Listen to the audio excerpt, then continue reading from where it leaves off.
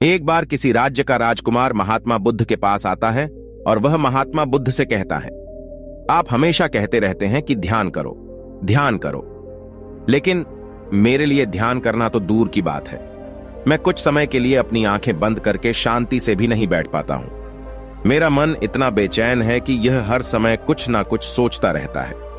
मैं जब भी ध्यान करने बैठता हूं तो मेरे अंदर विचारों का तूफान आने लगता है।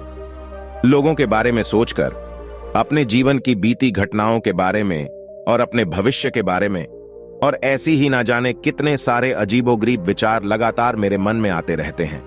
मैं इन्हें रोकने की बहुत कोशिश करता हूं, लेकिन जब मैं इन्हें रोकने में असफल हो जाता हूं तो मैं ध्यान को तोड़कर बैठ जाता हूं। इतनी बातें कहने के बाद वह महात्मा बुद्ध की ओर देखता है और कहता है, बुद्ध, आप मेरी इस समस्या का कोई समाधान बताएं।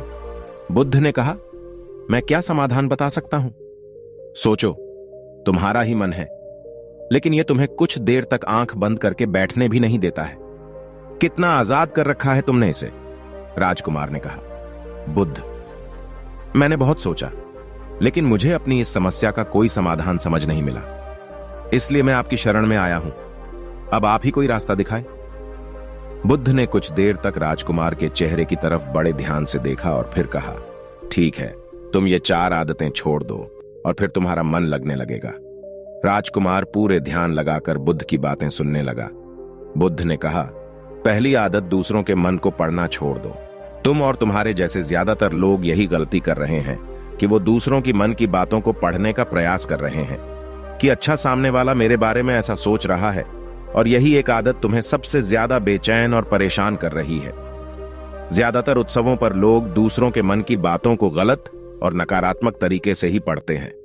जैसे कि लोग अक्सर सोचते हैं कि दूसरे लोग उनकी तरक्की से जलते हैं, उसे नीचा दिखाना चाहते हैं, उसे पसंद नहीं करते, उसकी मदद नहीं करना चाहते, और ऐसी ही ना जाने कितनी सारी नकारात्मक बातें ये लोग दूसरों के प्रति अपने अंदर बैठा लेते हैं। फिर उनके बारे में ही सोचते रहते हैं, उनसे बदला लेने के तरीके सोचते रहते हैं, उन्हें नीचा दिखाने के मौके ढूंढते रहते हैं, और दूसरों के प्रति यही नकारात्मक सोच इन्हें दुखी करती है, और फिर ये लोग बेचैनी महसूस करते हैं।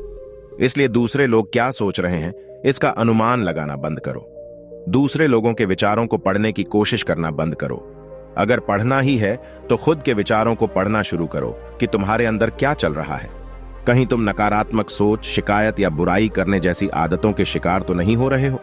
बुद्ध ने कहा, दूसरी आदत यह सोचना कि असफल हो गए हो तो लोग हंसेंगे। हंसने दो। लोगों को असफलता पर हंसना तो लोगों का धर्म है, क्योंकि अगर तुम सफल हो जाते तो यही तो वो लोग हैं जो तुम्हारी तारीफ करते, तुम्हें सम्मान देते, तुम पर गर्व करते। अगर तुम अपनी सफल होने पर दूसरों से तारीफ की उम्मीद करते हो तो अपनी असफलता पर उनके हंसने से तुम्हें दुखी नहीं होना चाहिए। और समस्या ही यही है कि हम इंसान असफलता को बुरा मानते हैं, जबकि असफल होना सफल होने से भी ज्यादा जरूरी है, क्योंकि बिना असफल हुए सफल इंसान के अंदर घमंड और दूसरों को खुद से छोटा समझने की भावना पैदा करती है, जबकि असफलता हमें विनम्र रहना, धैर्य रखना और लगातार प्रयास करना सिखाती है।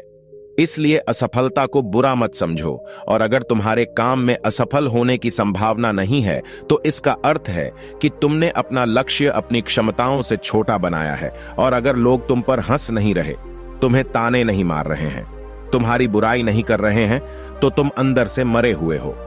तुम अपने मानसिक सीमाओं से बाहर जाकर कुछ नया करने का प्रयास नहीं कर रहे हो, क्योंकि असफल भी वही होता है जो कुछ नया करने का प्रयास करता है।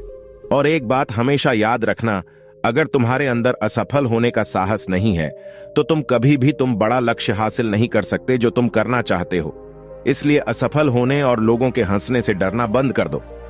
बुद्ध ने आगे कहा, तीसरी आदत, समय को काटना छोड़ दो।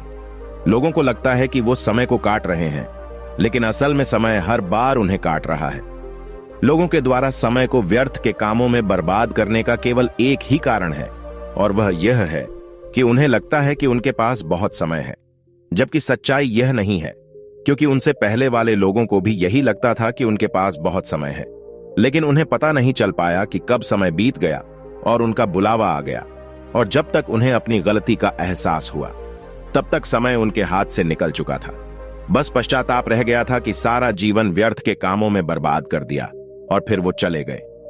इस दुनिया से बिना खुद को जाने, बिना इस जीवन की सच्चाई को समझे। इसलिए जब तक यह जीवन है, इसे अच्छे कामों में लगाओ, खुद को जानने में, दूसरों की मदद करने में, लोगों को सही राह दिखाने में, मानवता के कल्याण में। और दूसरी बात, समय को बर्बाद करने से आज तक किसी को खुशी नहीं मिली है। हालांकि समय काटने से तुम्हें क्षणिक खुशी तो महसूस हो सकती है, लेकिन जब तुम्हें होश आता है और तुम देखते हो कि कितना सारा समय बर्बाद किया जा चुका है, तब तुम्हें खुद पर क्रोध आता है और तुम पश्चाताप के भाव से भर जाते हो। और फिर यही पश्चाताप का भाव तुम्हारे अंदर तनाव पैदा करता है और तुम बेचैन हो जाते हो और लगातार अपनी उस गलती के बारे में सोचते रहते हो। फिर तुम्हारा किसी भी काम में मन नहीं लगता और तुम उदास रहने लगते हो और यह चक्र लगातार चलता रहता है, जिसकी शुरुआत हुई थी समय को काटने से। इसलिए समय को काटना बंद करो और वो करना शुरू करो जो जरूरी है। बुद्ध ने कहा, चौथी आदत यह सोचना छोड़ दो कि मुझसे बड़े बड़े लोग नहीं कर पाए तो मैं कैसे कर पाऊंगा। असल में दूसरों से खुद की किसी भी चीज में तुलना करना ही व्यर्थ है। सबकी परिस्थितियां अलग हैं, सबकी सोच अलग है। और क्या हुआ, अगर दूसरे नहीं कर पाए तो हो सकता है कि तुम ही कर जाओ, क्योंकि अक्सर वही लोग इतिहास रचते हैं जिनसे ज्यादा उम्मीद नहीं होती। और फिर हो सकता है कि जिसे तुम बड़ा समझ रहे थे, जिसके लिए तुम सोच रहे थे कि उसने बहुत मेहनत की है, बहुत प्रयास किया है, उसने कभी उतना प्रयास किया ही ना हो, केवल मेहनत करने का दिखावा किया हो। क्योंकि ज्यादातर लोग कभी उतनी मेहनत करते ही नहीं हैं जितनी उन्हें अपने लक्ष्य प्राप्ति के लिए करनी चाहिए, और दूसरे लोगों के सामने यह दिखाने का प्रयास करते रहते हैं कि मैंने तो बहुत मेहनत की थी, लेकिन मेरी किस्मत ही खराब थी। और यही वो लोग हैं जो दूसरों को बातों ही बातों में कहते रहते हैं कि जब इतनी मेहनत करने के बाद मैं सफल नहीं हो पाया तो तुम कैसे हो पाओगे। लेकिन अंदर ही अंदर यह इस बात को जानते हैं कि उन्होंने कभी उतनी कोशिश नहीं की थी जितनी उन्हें करनी चाहिए थी। ये बस दूसरों की नजरों में अपनी इज्जत बचाने के लिए और इस डर से कि कहीं दूसरा व्यक्ति इनसे आगे ना निकल जाए, ये अपने अधूरे प्रयास से घबराते रहते हैं और दूसरों को डराते रहते हैं कि जब मैं नहीं कर पाया तो तुम कैसे कर पाओगे। इसलिए किसी दूसरे असफल व्यक्ति को देखकर यह सोचना छोड़ दो कि तुम यह सफल हो जाओगे।